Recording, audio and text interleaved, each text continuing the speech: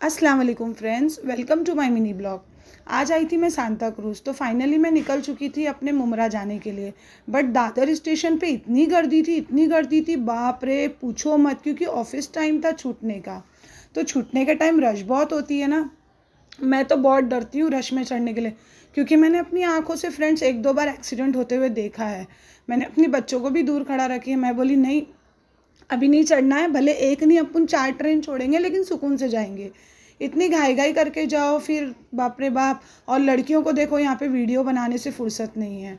देखो train finally आ गई है फ्रेंड्स। रश तो देखो कितना है, जैसे माँ को बच्चा भारी।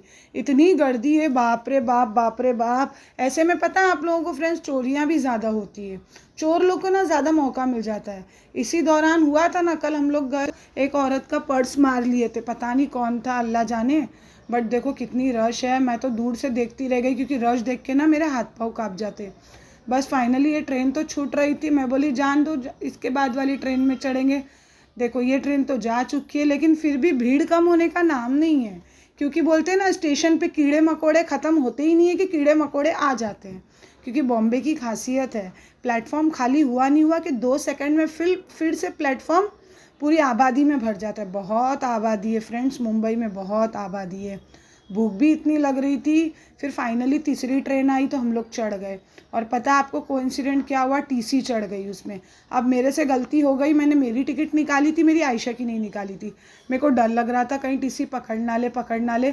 इसमें फाइनली हमारा मुमरा आ गया और हम लोग मुमरा उतर गए। मुमरा का देखिए आपको नज़ारा दिखाती हूँ मैं। ये हमारे यहाँ की मस्जिद है, पूरी रमज़ान की शान है, हर चीज़ है। अब पता नहीं, देखो ज़रूरी नहीं है कि हर चीज़ें रमज़ान में मिले। एवर टाइम हमारे मुमरा में खाने पीने की चीज़ें इतनी मिलती है कि ज़रूरी नहीं है कि रमज़ान शरीफ में मिले। हर चीज़ अच्छी लगती है। यहाँ की मस्जिद, यहाँ का खिचड़ा, मसाले वाले बटाटे, दही वड़े औसम लगते हैं। हम लोग तो बहुत मज़े खाते हैं। फिर फाइनली मैं आ गई थी कौसा बाज़ार में। मेरे को सब्ज़ी मार्केट भी लेना था। तो मैं सोच रही थी जब आज जल्दी पहुँच ही गई हूँ तो चलो कुछ ना कुछ ले ही लेती हूँ। फिर टमाटर देखे मैंने, ककड़ी देखी, भिंडी देखी, बैगन देखी। सब्ज़ी मार्केट में घुस तो गई हूँ, लेकिन मैं सोच रही थी साला भाजी तरकारी तो बच्चे खाते हैं ही नहीं। फिर लेके फ्रिज में करूँ तो करूँ क्या। फिर भी मैं बोली जान दे, एक दो ले लेती हूँ। कभी कभार ना हरी सब्ज़ी खा लेना चाहिए, जो सेहत के लिए और हड्डियों के लिए बहुत अच्छी रहती है। फिर फाइनली मैंने दुकान में खड़े लेके ले ली। फिर मुझे याद आया, मेरे बेटे ने मेरे को बोला था मम्मी आज पॉपलेट या झींगा बनाना, आज संडे है। तो फिर मैंने सोची चल ठीक है, कुछ ना कुछ ले ही लेती हूँ। तो फिर फाइनली मैंने पॉपलेट का भाव पूछी और झींगे का भाव पूछी। दोनों ही चीज़ मैंने थोड़ी थोड़ी ले ली, क्योंकि मच्छी बनाओ तो मेरी आयशा नहीं खाती है, क्योंकि उसको मच्छी बिल्कुल पसंद नहीं है। और मैंने थोड़ा बहुत ले ही ली। मैं अब क्या बच्चों को मना करूँ, एक आंधी फ्राई करके दे दूँगी, खा लेगा। फिर फाइनली मेरा मच्छी लेकर भी हो गया। फिर मेरे को याद आया कि मेरे को है ना घर के लिए बुर्का और अबाया ने सब लेना है। फिर मैं फाइनली घुस गई गुलाब पाक के मार्केट में, बुर्का मार्केट में।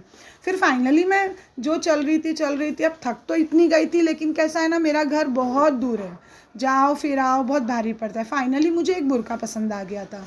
फिर वो बुर्के का मैंने रेट पूछी और फिर ये बुर्का मैंने बाय कर ली। मुझे बहुत पसंद आया था, दुबई का कलेक्शन था, इसके सीक्वेंस भी बहुत लाजवाब थे। मुझे फाइनली ये चीज़ बहुत पसंद आई थी।